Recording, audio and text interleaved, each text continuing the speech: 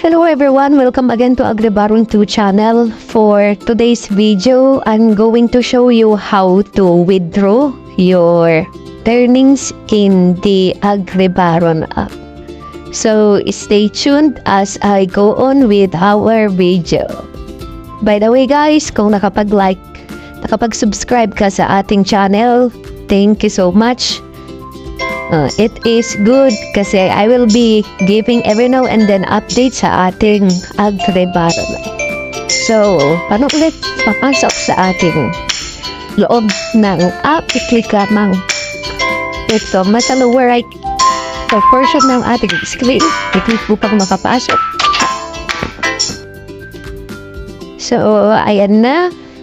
By the way, I planted this yesterday and fed my animals or chicken. So for this time, I'm going to harvest na all my planted and fed animals.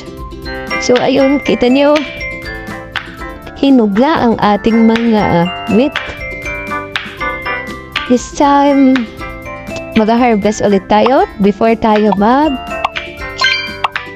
withdraw. Sayang naman yung hindi natin ito harvested, no? Masaya ng ating Agribaron. Click lang. Kumikita ka na. Literal na magsaka online.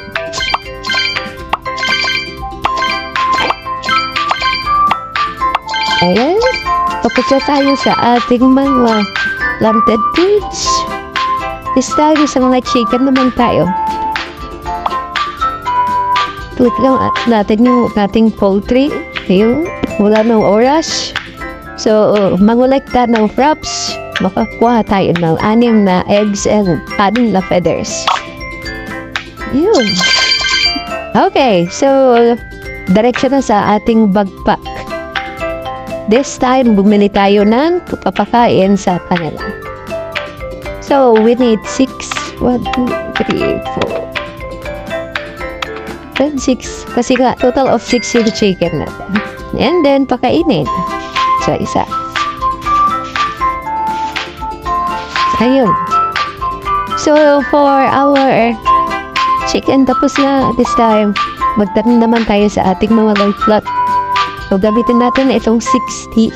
Makikita nyo yan mga ka-Agribaro, mga lods, 60 wheat. Ayan.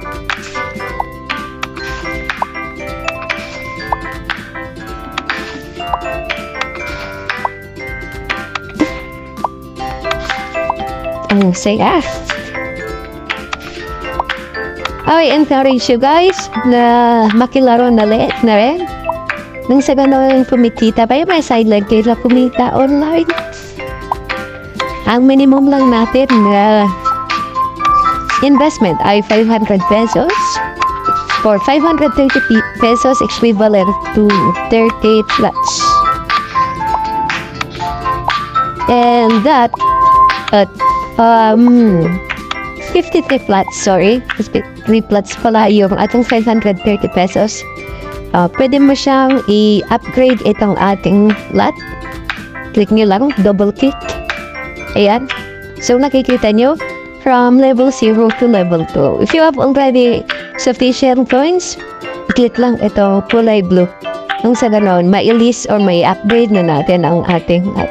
But for now, hindi mo na ako mag-upgrade since nakikita niyo yung balance ko, 41.08 coins and 36.5 naman yung ating diamonds or dias. Punta lang tayo sa ating backpack.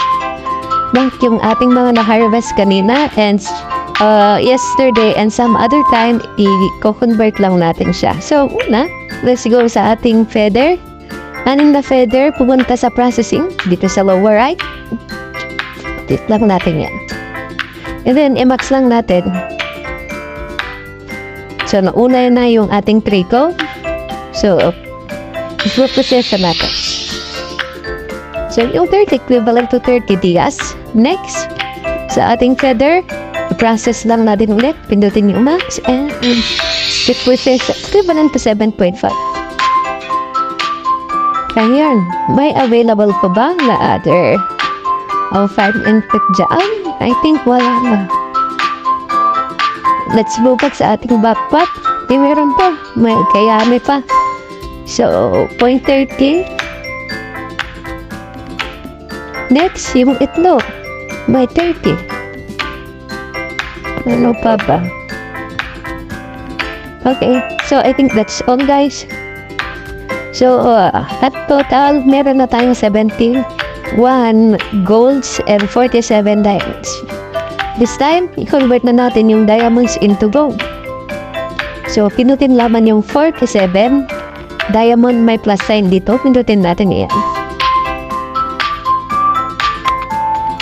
And, nakapasok tayo sa may palengke. And then, sa pinakaluwar na tab, sa dalawa, pinaka-apat.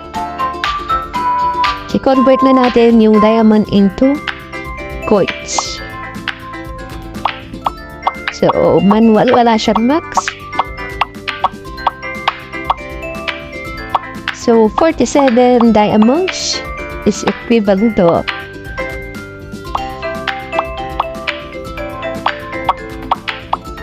45, 46, 47.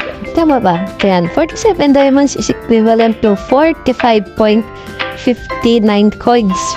So, yan po ang ating palitan. 1:1 kaso may counting tax siya, which is 1.41 coins fee niya upon conversion. Okay, so, i-convert na natin to 47. So, take mo. Ayun.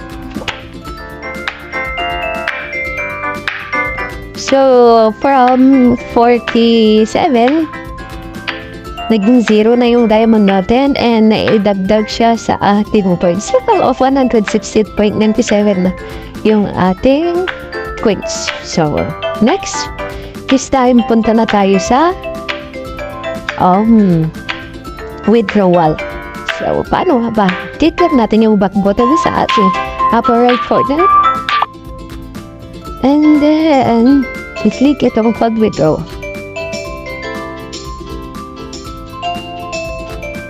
So, i-click lang natin itong Gcash, USDT, Gcash, Maya, Itala. So, sa Gcash tayo. Next, pangalan. Pakilagay ang pangalan na nagbayad.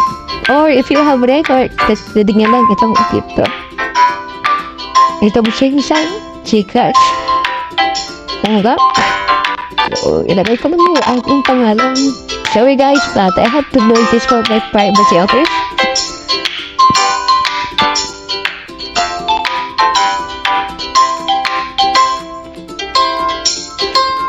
Okay, next, about for yung ating Gcash number.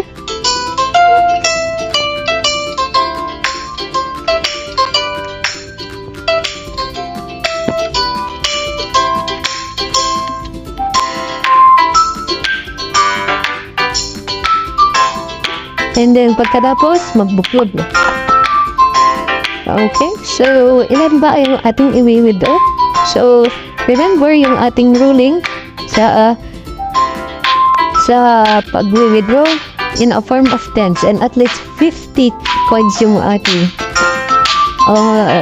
i-withdraw. But, since my balance is 116, i-withdraw natin dyan ay 110 coins equivalent to 1,078 pesos. Okay? So, mag-withdraw na. So, ito yung ating details. I-check lang natin. Gcash, my name, and then account. And then, halaga. Kumprimahin. Check naman na lahat.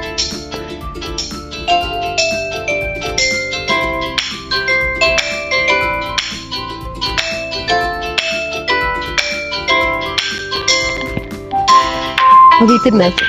Bakit siya nabigyan? Okay, naisunod ka na. So, we will just going to wait for the confirmation kung pumasok na sa ating account. So, matatanggap ang withdrawal sa loob na 12 hours or 12 hours. credited na or nabawasan ng ating balance. Ayun, you can see sa ating coins, may 6.97 na lamang siya. Okay, so let us wait for the confirmation at ipapakita ko rin sa ating video.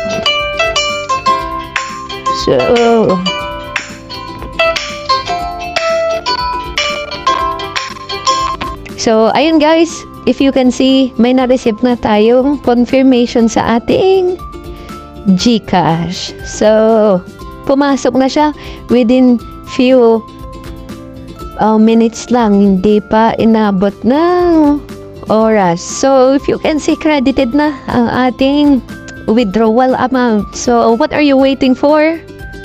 Legit ang ating Agribaron. See within is a price that indicates something is inside or enclosed by something. I am encouraging each one of you to join, register, and have fun.